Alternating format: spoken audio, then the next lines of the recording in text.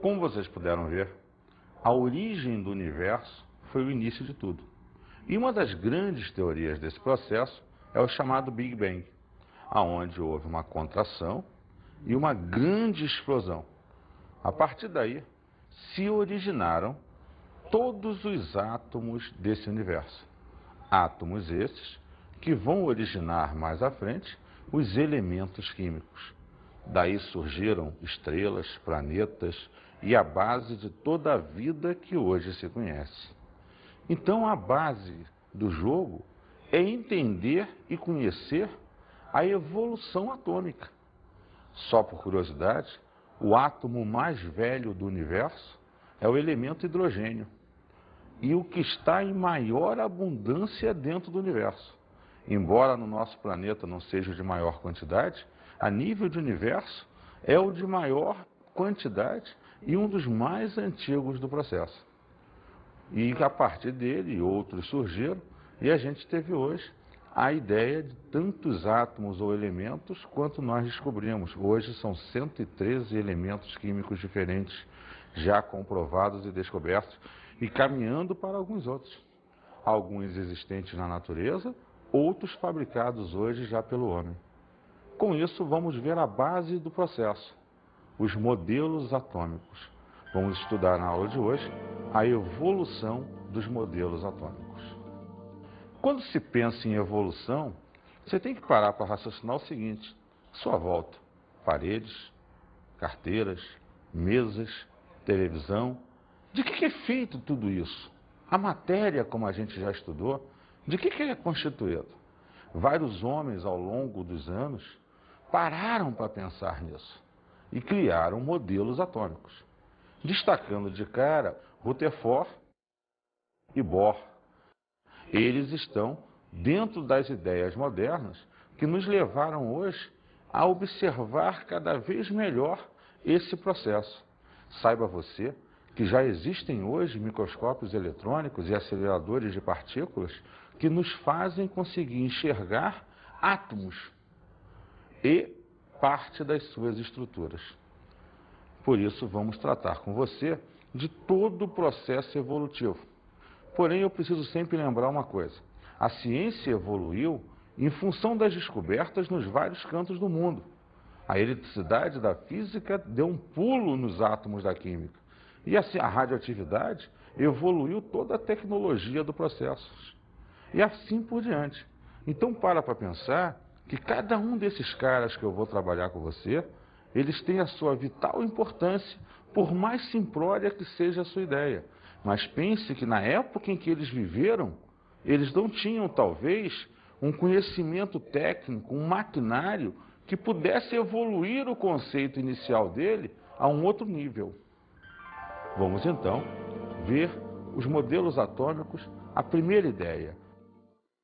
Leucipo e Demócrito eram filósofos e não chegaram a estudar o átomo.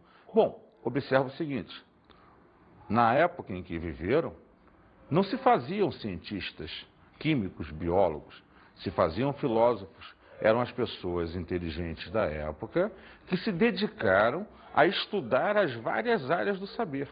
Diferente de hoje, em que o estudo é uma especialização, você é médico de cardiologia, ou de ginecologia. Lá não, lá o cara tinha que ser bom em tudo. Então o cara sabia astronomia, geologia, geografia, química, física, e então ele era chamado de filósofo. E o que esse cara raciocinou? Estavam ele andando na beira da praia, olhando aquela vastidão da areia. A impressão de perto são os grãos que eles passavam, mas ao longe parecia um grande bloco concreto. E qual é o raciocínio? Toda essa matéria, de que é constituída? Ela é constituída de grãos de areia. E esses grãos? Ideia de que existia uma menor porção da matéria. Alguma coisa bem menor que aquele grãozinho de areia, por exemplo, que constituía a areia. Mas menor que isso não podia ter. Então eles concluíram o seguinte: a matéria é formada por átomos.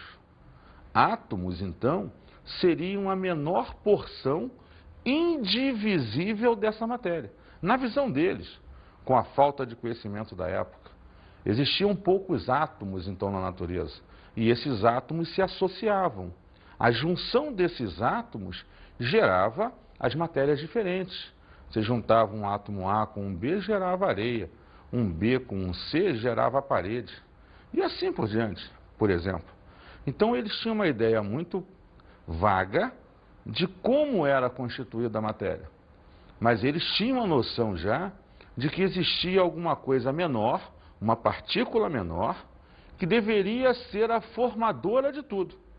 Então você vê que a ideia do átomo já vem desde a antiguidade. Pessoas já pensavam a esse respeito, vagamente, sem muita precisão, mas já se tinha uma noção que existia uma partícula muito menor de que a matéria como conhecida, que formava a mesma. Propuseram simplesmente a existência do mesmo.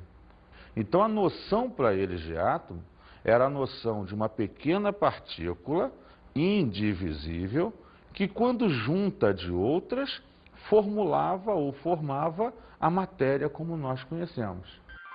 Vamos ver agora o modelo atômico de Dalton. Mas antes de mais nada, vamos observar esse texto a seguir e verificar um pouco melhor quem era esse Dalton. John Dalton descobriu a lei das proporções múltiplas e a lei das pressões parciais. Estudou uma aberração do trato visual, hoje conhecida como daltonismo. John Dalton, esse grande cientista, fez com que houvesse uma evolução grande na ideia do modelo atômico. Ele ainda não precisava de ideias modernas, mas com o conhecimento adquirido, e principalmente a nível dos fenômenos químicos, que são o quê? Transformações que ocorriam com a matéria, reações químicas, ele começa a mostrar todo um processo quantitativo dessas reações. Ele cria algumas leis que fundamentam até hoje o conhecimento químico das reações, que você mais à frente vai estudar na estequiometria. É importante então perceber que, embora ele não tivesse recursos pela época que viveu para fundamentar uma ideia melhor de átomo, ele trouxe a ideia de que a matéria era formada por partículas muito menores, que eram chamadas de átomos, e manteve isso em função de não poder modificar muito essa ideia, acreditava que esses átomos eram indivisíveis e maciços. Por isso a matéria tem essa grande resistência, devido a essa forma maciça de ser. Ele não acreditava, ainda não se conhecia pela época, partículas, que mais tarde eu vou chamar de próton, elétron, nêutron, isso ainda não existia. Para ele, eram pequenas bolinhas indivisíveis e maciças. Tanto é que o modelo dele consistia, e você vai observar isso, numa bola de bilhar. Aquela bola de sinuca que é maciça, resistente, e que toda a matéria que se conhece era uma associação dessas bolinhas, desses modelos, desses átomos que ele conhecia. Então ele começa a achar e representar as transformações químicas por meio de um modelo de bolinhas, consistindo então numa pequena bola maciça e indivisível a base do seu modelo atômico. Observe esse esquema. A bola de bilhar tem essa semelhança. Tecnicamente falando, é uma esfera perfeita e maciça, já que maciça, indivisível. Vamos agora observar as consequências, as ideias relativas a essa teoria atômica de Dalton. O que ele propõe a partir desse modelo atômico estipulado por ele? Toda matéria é formada por partículas extremamente pequenas, os átomos. Os átomos são esferas maciças, homogêneas, indivisíveis, indestrutíveis e eletricamente neutras. Então, para ele, como não existia a questão da carga elétrica, a questão das partículas, e aquilo não era divisível, aquilo não podia ter carga. Por isso, ele fechava a ideia dele como sendo eletricamente neutro. Agora, para raciocinar antes de ler o próximo esqueminha. Se é maciço, se é pequeno, quando essas bolinhas se juntavam umas às outras, se associavam, essa matéria deveria ser extremamente compacta, resistente, rígida, sem ter espaço entre elas. Hoje nós sabemos da porosidade, nós sabemos que tem espaços, mas para ele não. Se eram bolinhas maciças e indivisíveis, quando se associavam, elas se encaixavam de forma que não deixavam espaços para a matéria.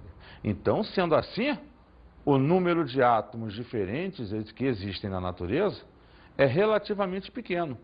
A formação dos materiais se dá através de diferentes associações entre os átomos iguais ou não. Tais associações ele chamava de átomos compostos. Visto isso, você observa na ciência uma evolução. A física entra com a questão da carga elétrica. A eletricidade está em alta no processo. Você começa a explicar a condutibilidade elétrica na física. Aí vem uma evolução na ciência na sua totalidade. Um outro cientista, chamado J.J. Thomson, ele começa então a fazer experimentos em ampolas com a parte elétrica da matéria e observa algumas coisas que ele começou a associar à ideia do átomo. Só que veja, como você não tem um fundamento básico, experimental, profundo ou talvez a nível de técnica, você não tem como comprovar fulano está errado e eu estou certo. Então você cria o seu modelo, melhora ele, mostra que ele tem qualidades que realmente são relacionadas àquela estrutura do átomo, só que você não pode ferir muito o que o outro falou, porque também, como é que você vai provar que o seu é verdadeiro e o dele é falso? Então você agora vai trabalhar o que Thomson pensava, a maneira de ver de Thomson, pensando sempre que houve uma evolução científica. Novas descobertas aconteceram em vários campos da ciência e, é claro, você se aproveita disso para evoluir também. Então vamos ver o modelo atômico de J.J. Thomson. Assim como visto para Dalton, vamos observar esse texto sobre a vida e a obra de J.J. Thomson. Em 1897, J.J. Thomson fez uma série de experimentos que convenceram os físicos de que os raios catódicos eram partículas carregadas negativamente. Assumindo que os raios catódicos eram partículas carregadas negativamente, Thomson pôde prever o que aconteceria aos raios catódicos quando eles passassem através de tais campos. Você observa por esse texto que havia, a nível de ciência da época, um estudo mais aprimorado no sentido da condutibilidade de carga, na ideia de estudar os elétrons, ainda não sabidos por esse nome, chamados até então de raios catódicos, porque eles eram emanados do catodo, nome dado ao polo negativo ou positivo, dependendo do experimento que você fazia, eletrólise ou pília, conforme se chamava. Então a ideia era que você emitisse, a partir de um catodo, partículas. E aí esse estudo das partículas é que estimulou a um novo modelo atômico, que vamos ver agora, o modelo atômico de Thomson. O modelo de Thomson foi feito a partir de experiências com raios catódicos em uma ampola de Crookes, na qual foram detectadas partículas pequeníssimas de carga elétrica negativa, os elétrons. Observe, esse é o esquema representativo da ampola de Crookes, onde você coloca de um lado o cátodo, o dito polo negativo, e do outro lado o anodo, o polo positivo, aonde sabe-se que partículas negativas e positivas se atraem. Então, a partir daí, alguns experimentos virão a ser feitos. Primeira ideia do processo. Os raios catódicos, quando incidem sobre um anteparo, produzem uma sombra na parede oposta do tubo, permitindo concluir que se propagam em linha reta. Observa que foi colocado na ampola de Crookes um anteparo na forma de uma cruz e incidiram os raios catódicos. Quando os raios se incidiram sobre o anteparo, eles geraram uma sombra na parede do lado oposto, como você vê no finalzinho. A primeira conclusão, então, é que esses raios catódicos, que nós passaremos a chamar de elétrons, se propagam em linha reta. Vamos ver um outro ponto importante. Os raios catódicos movimentam um molinete ou catavento de mica, permitindo concluir que são dotados de massa. Observa que a ampola de Crookes novamente acionada, raios catódicos incidem. Esse catavento começa a se movimentar. Sendo assim, eles concluem que se esse raio catódico faz o catavento girar, é porque ele apresenta massa para movimentar o catavento. Então, até agora, você percebeu o quê? Primeiro, eles se deslocam em linha reta, ocasionaram sombra. Eles movimentam o catavento, então possuem massa. Então, se descobriu até agora que há uma propagação em linha reta e que há massa nesse tipo de partícula. Vamos ver um outro ponto. Os raios catódicos são desviados por um campo de carga elétrica positiva, permitindo concluir que são dotados de carga elétrica negativa. Lembra o que a gente aprendeu da física? Carga positiva atrai carga negativa. Cargas iguais se repelem. Então, positivo com positivo se repele. Negativo com negativo se repele. Então, se você tem um campo positivo e aquela estrutura se aproxima do positivo, é porque ela tem que ser negativa. Por outro lado, se você tem um campo negativo e ela se repele, é porque ela tem carga negativa. Foi essa a ideia do experimento, que a gente vai ver agora. Observa você que o raio catódico, quando incide, se afasta do campo negativo. Se afasta do campo negativo, é porque deve ter a mesma carga que ele. E se aproxima do campo positivo. Então, deve ter uma carga oposta ao do campo positivo, concluindo que esse raio catódico deve ser negativo. Estamos, então, diante de uma nova descoberta, que Thomson passa a chamar de elétron. Por isso, ele hoje é chamado de pai do elétron. Ele descobriu o elétron do processo, aonde seria uma partícula dotada, vamos lá, de carga negativa, que possui massa, segundo ele coloca, e necessariamente se propaga em linha reta. Então, vamos, em cima disso, estruturar o modelo atômico de Thomson. Como é que ele pensava, então, após os experimentos realizados, após toda essa evolução de estudos feitas por ele? O átomo é uma esfera maciça formada por um fluido com carga positiva, no qual estão dispersos os elétrons. Então, veja, segundo Thomson, o átomo passa a adquirir cargas, a ter cargas dentro dele, positiva e negativa nesse jogo. Porém, ele ainda mantém a ideia de que tem uma esfera maciça na mão. Só que se ele coloca essa ideia, ele está tentando manter a ideia que Dalton traz da proposta dele. Esfera maciça, só que agora está mudando a ideia do indivisível. Porque se eu tenho uma região negativa, uma região positiva, a indivisibilidade já não tem mais. Já existe uma questão de divisibilidade do processo. Veja, enquanto modelo, a ideia de uma esfera, onde você tem uma parte positiva interna, circundada de cargas negativas. É o famoso modelo do pudim de passas, como também foi chamado por ele. O pudim em si era a parte positiva, e as passas eram as cargas negativas incrustadas nesse modelo. O modelo de Thomson é popularmente conhecido como o modelo do pudim de passas, em muitos livros e autores hoje em dia. Vamos então falar agora do modelo atômico de Ernest Rutherford. Para isso, vamos ver um pouquinho da vida dele. Físico inglês nascido na Nova Zelândia, Ernest Rutherford foi contemplado com o Prêmio Nobel da Química em 1908 pelas suas investigações sobre a desintegração dos elementos e a química das substâncias radioativas. Pode dizer-se que Rutherford foi o fundador da física nuclear. Rutherford é quem realmente faz o salto qualitativo e quantitativo dos modelos atômicos.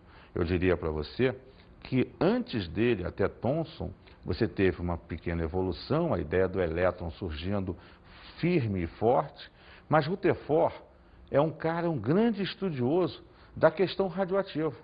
A radioatividade entra em baila no planeta, descobre-se os elementos radioativos. E a partir daí, a emissão de radioatividade vai concluir e mostrar que o modelo atômico não era maciço, não era indivisível comprovadamente e que existiam mais partículas dentro da estrutura dele. Rutherford é o que vai proporcionar a idade moderna do átomo, as ideias modernas do processo. Rutherford bombardeou uma fina lâmina de ouro com partículas alfas, emitidas pelo polônio, o PO, contido num bloco de chumbo, PB, provido de uma abertura estreita para dar passagem às partículas alfa por ele emitidas. Envolvendo a lâmina de ouro, foi colocada uma tela protetora revestida de sulfeto de zinco. Vamos fazer algumas considerações importantes para se entender bem esse modelo mais atual e que dá um pulo realmente qualitativo no modelo atômico. Primeiro, o sulfeto de zinco é uma substância que, quando impressionada pela luz, ele marca como um filme fotográfico. Então você reveste todo o ambiente de sulfeto de zinco. Aonde incidir luz, vai marcar um pontinho. 2. Você observa o uso de um elemento radioativo, o polônio. Ele emite partículas do tipo alfa. Lembra, partícula alfa é uma partícula positiva. Então você está emitindo uma forma de energia com carga positiva. Isso vai ser imprescindível no processo. E, finalmente, a ideia de só um orifício faz com que toda essa energia seja emitida a partir desse orifício. Então você vai tentar atravessar com ela a tal lâmina de ouro. Qual a ideia básica? Se Dalton está correto, a matéria é contínua, nada atravessa a matéria. Então, ela é contínua e os átomos indivisíveis. Mas se a matéria puder ser atravessada, é porque existem espaços vazios. É porque existem regiões consideradas como grandes vazios no processo. Então, o esquema dele, o experimento que ele cria nesse esquema, mostra para a gente a evolução do que ele vai propor. Vamos ver o esquema então. Veja, uma caixa de chumbo com o elemento polônio resguardado lá dentro. Um único orifício por onde vão emanar as partículas alfa, a radiação em si. Uma lâmina de ouro que é o que se pretende atravessar ou não. Um anteparo revestido de sulfeto de zinco. Logo, o experimento foi feito. E o que sucedeu-se? Perceba, a radiação, mostrada aqui em verde, incide sobre a lâmina. Observe que grande parcela dos raios atravessou em linha reta, criando uma grande região impressionável aqui com sulfeto de zinco. Algumas partículas sofreram desvios, impressionando o sulfeto de zinco em pontos distintos. E pouquíssimas partículas bateram e retornaram, impressionando as pontas dos anteparos. Ora, como explicar isso? Como mostrar o que muda com essa história? Primeiro, ele acabou com a história da matéria contínua, porque se você consegue atravessar, existem espaços para atravessar. Então aí se propõe um novo modelo. A coisa muda de figura. Observando as cintilações na tela de sulfeto de zinco, Rutherford verificou que muitas partículas alfa atravessavam a lâmina de ouro, sem sofrerem desvio, e poucas partículas alfa sofriam desvio. Como as partículas alfa têm carga elétrica positiva, o desvio seria provocado por um choque com outra carga positiva, isto é, com o núcleo do átomo constituído por prótons. Assim, o átomo seria um imenso vazio, no qual o núcleo ocuparia uma pequena parte, enquanto os elétrons circundariam numa região negativa chamada de eletrosfera, modificando assim o modelo atômico proposto por Thomson. Vejam só, como você pôde observar, se algumas partículas, ao incidir, batem e voltam, são repelidas por essa área. Então, se essa partícula é positiva e repele essa outra partícula, necessariamente é porque ela também deve ser positiva. Mas observe, ele falou ali, a maior parte das partículas atravessaram. Então, há uma região grande vazia aqui que me permite que todos passem. E uma região pequena que algumas partículas, ao passar raspando, desviaram e algumas, ao se chocar, voltaram. Isso quer dizer, concluindo a ideia escrita, que uma região mínima central e uma região grande periférica surgem agora. Essa região mínima central, núcleo, repele carga positiva. Então, ela deve ser positiva. Essa região periférica deixa passar a carga positiva. Então, ela deve ser negativa. Então, você criou o núcleo e a eletrosfera e gerenciou uma parte positiva, prótons, e uma parte negativa, elétrons. Então, vamos ver o modelo atômico de Rutherford, como fica. O átomo apresenta um núcleo, onde se localizam as cargas positivas, prótons, e uma eletrosfera, onde se localizam as cargas negativas, elétrons. Observe você que o Rutherford traz de Thomson a ideia que já existia o elétron. Ele cria a ideia do próton, mostrando o núcleo positivo. Então você agora tem o próton descoberto, o elétron descoberto e o nêutron. O nêutron só vai ser descoberto anos depois por um outro cientista que trabalhava com Rutherford, chamado Chadwick. Esse cara descobre que dentro do núcleo, para que os prótons positivos pudessem conviver, já que cargas positivas se repelem, deveria existir algum outro tipo de partícula que amenizava essa repulsão. Essa partícula devia ser neutra. Daí ele descobre o nêutron. Então o Chadwick passa a ser o que nós chamamos de pai do nêutron.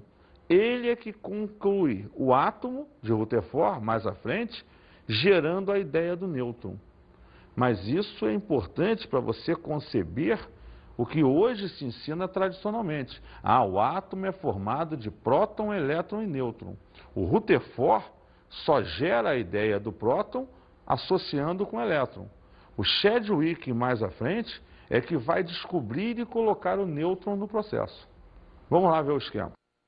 Próton, carga positiva, massa relativa a 1, uma unidade. Nêutron, carga zero. Como eu falei, ele é neutro. Massa relativa a 1. Elétron, carga negativa. E a massa? Extremamente pequena. Quando ele diz aqui 1 sobre 1836, ele está te dizendo que essa massa é 1836 vezes menor que a massa de um próton ou nêutron. Então, a massa do elétron é extremamente pequena. Por quê? Para raciocinar. O elétron não é o cara que fica girando ao redor do núcleo? Então ele tem que despender de movimento, de grandes movimentos. Ter uma massa pequena facilita nessa movimentação constante que ele tem. Então você vai perceber que ele é dotado de carga negativa, vai ter energia para se movimentar e graças a essa grande quantidade de movimento, uma massa muito pequena. E o modelo atômico de Niels Bohr? Bohr trabalhou mais ou menos as mesmas ideias que Rutherford. A diferença é que Bohr quantiza o elétron. Ele trabalha a nível de quantidade de energia, mostrando que esses elétrons giram em órbitas circulares, o famoso modelo do sistema solar. Elétrons girando ao redor do Sol como se fossem planetas. Basicamente, essa é a diferença. Dele é importante entender os postulados de Bohr, que necessariamente nos mostram a melhoria da teoria do átomo, ou teoria atômica. Primeiro postulado. Os elétrons descrevem órbitas circulares estacionárias ao redor do núcleo, sem emitirem nem absorverem energia. Observe você que ele coloca lá bolinhas representando o elétron e fala das várias camadas eletrônicas, K, L, M, N, O, P e Q. É a ideia, então, de que existem órbitas circulares, regiões, onde o elétron vai estar dentro das mesmas. Segundo postulado, fornecendo energia elétrica, térmica, a um átomo, um ou mais elétrons a absorvem e saltam para níveis mais afastados do núcleo. Ao voltarem às suas órbitas originais, devolvem essa energia recebida em forma de luz, fenômeno observado tomando como exemplo uma barra de ferro aquecida ao rubro. A base do fenômeno é a seguinte: observe esse esquema. Você tem um átomo numa região menor, camada L, aonde ao absorver energia, ele salta para uma região mais afastada. Por outro lado, ao liberar energia, ele não tem mais energia suficiente para fazer todo esse movimento. Então, ele volta à posição inicial ou camada original. É somente a ideia de que a absorção ou liberação de energia faz com que elétrons saltem para camadas mais externas e que, quando liberam, voltam para camadas mais internas. O modelo atômico de Bohr, então, ficaria como? Os elétrons giram em torno do núcleo em órbitas circulares, camadas, que possuem uma certa quantidade de energia. Os elétrons pulam para outra camada quando absorvem energia. Quando eles voltam para a sua órbita de origem, o mesmo libera essa energia na forma de luz. As camadas hoje conhecidas são em número de 7, K, L, M, N, O, P e Q. E, finalmente, o modelo atômico de Sommerfeld. O que Sommerfeld fez? Dentro da visão atual de ciência, da tecnologia vivenciada, observou-se que os elétrons não giram em órbitas circulares. Eles giram em órbitas diferenciadas. Algumas são circulares, outras são elípticas. Eles giram ao redor do núcleo, mas em órbitas totalmente dispersas em função das suas quantidades de energia ou dos quântons de energia. Basicamente diferenciando a ideia que Boyle e Rutherford tinham do movimento dos elétrons. A energia que o elétron desprendia em forma de luz era devido ao fato de que as camadas eletrônicas possuíam algumas subdivisões, que ele chamou de subníveis de energia, aos quais estavam associadas várias órbitas diferentes, sendo uma dessas órbitas circular e as demais elípticas. Por esse esquema, você vai perceber que ele cria a ideia das camadas, a ideia dos subníveis e mostra que, devido à existência desses subníveis, as órbitas tinham que ser diferenciadas. E, em si, gera com isso o que Pauling chama de diagrama de Pauling. Mas isso é um ponto estudado em um outro momento, em uma outra aula. E a gente vai ver isso mais à frente.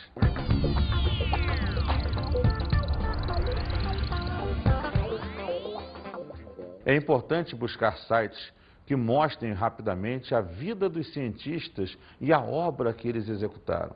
Isso é importante para enfatizar e embasar na tua cabeça os conhecimentos e a evolução dos modelos. Mais importante até de que qualquer outra coisa é entender como se pensou e se chegou a essas conclusões. Um grande abraço e até a próxima oportunidade.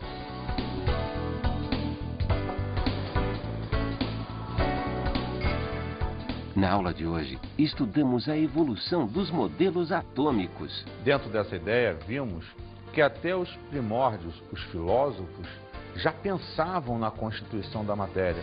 Leucipo e Demócrito já gerenciaram a ideia de que existia uma partícula mínima formadora da matéria, e que as quais ele chamou de átomo.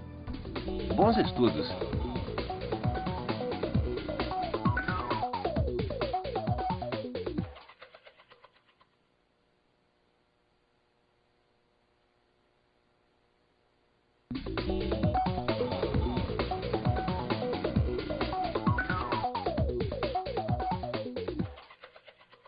É interessante criar uma linha de tempo, mostrando a época em si que cada cientista desenvolveu as suas teorias e, com isso, frisar as principais características de cada modelo atômico.